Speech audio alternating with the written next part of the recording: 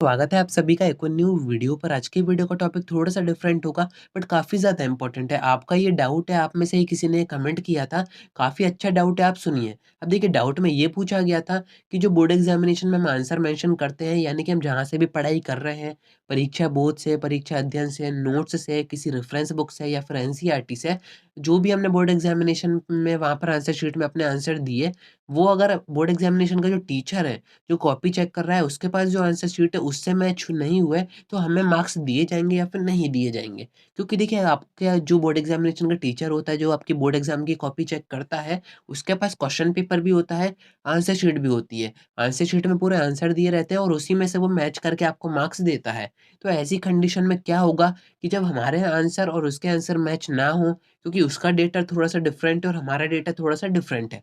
Maths वगैरह की बात करें तो उसमें तो आपका जो आंसर आना है वही आएगा। मैथ्स में या फिर न्यूमेरिकल सब्जेक्ट अगर आपका कोई है तो उसमें तो कोई भी दिक्कत की बात नहीं है, क्योंकि उसमें आंसर आपके चेंज नहीं होते हैं। बट वहीं बात करें थ्योरी की, तो थ्योरी देखिए हर बंदे की अपनी एक डिफरेंट थ्योरी होती है। अपने हिसाब से अगर वो आंसर कर रहा है या फिर उसने कहीं से पढ़ के आंसर करे हैं वहाँ पे, तो वो डिफरेंट होंगे और उसके पास जो आंसर शीट रहेगी टीचर के पास, वो थोड़े से डिफरेंट रहेंगे। तो मार्किंग आपकी किस बेस पे की जाएगी, कैसे आपका डेटा मैच होगा और कैसे आप वैसे ही आंसर मेंशन कर सकते हो जैसे कि उसको चाहिए, जो उसकी आंसर शीट में दिए गए हैं।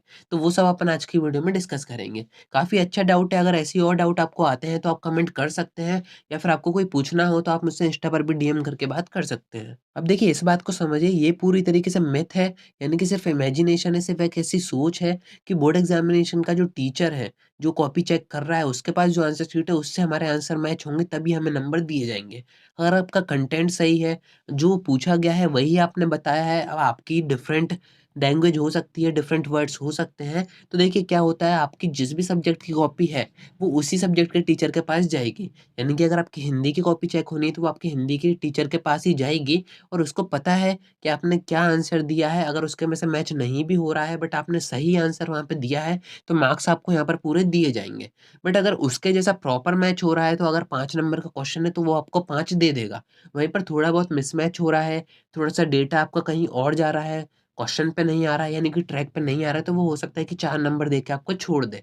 अब इस बारे में मैं आपको एक वीडियो में बताऊँगा कि उसके पास जो आंसर शीट होती है वो कहाँ से आती है, कौन वो बनाता है और आप कैसे अपने आंसर उनके जैसे मैच कर सकते हो। तो मार्क्स तो आपको दिए जाएँगे अगर आपने आंसर का सही आंसर किया है, कहीं से भी आपने पढ़ा हो कोई फ़र्क नहीं पड़ता है। अगर आपने आंसर सही किया है, डेटा सही है, कंटेंट सही है, तो आपको मार्क्स दिए जाएँगे। अब देखिए कई बार ऐसा भी हो जाता है कि आपके जो टीचर्स हैं, जब स्ट्रिक्ट कॉपी चेक होती है, तो जो टीचर है वो सब्जेक्ट के हिसाब से चेंज कर दिए जाते हैं। यानी कि आपके मैथ्स के टीचर को इंग्लिश की कॉपी दे देंगे और उसको वो आंसर शीट दे देंगे कि ये आंसर शीट है, इसमें से आपको बच्चों की कॉपी चेक करनी है। तो ऐसा भी हो जाता है कई बार कि आपके डिफरेंट सब्जेक्ट के डिफरेंट टीचर्स को आपकी कॉपी चेक करने दी जाती हैं। तो वहाँ पर आपको दिक्कत हो सकती है। बट ऐसा मानिए आपके साइंस के टीचर को दे दी जाए इंग्लिश की कॉपी चेक करने और इंग्लिश के टीचर को दे दी जाए साइंस की कॉपी चेक करने। तो फिर उसके पास जो आंसर शीट रहेगी वो उसी में से मैच करके आपको मार्क्स देगा।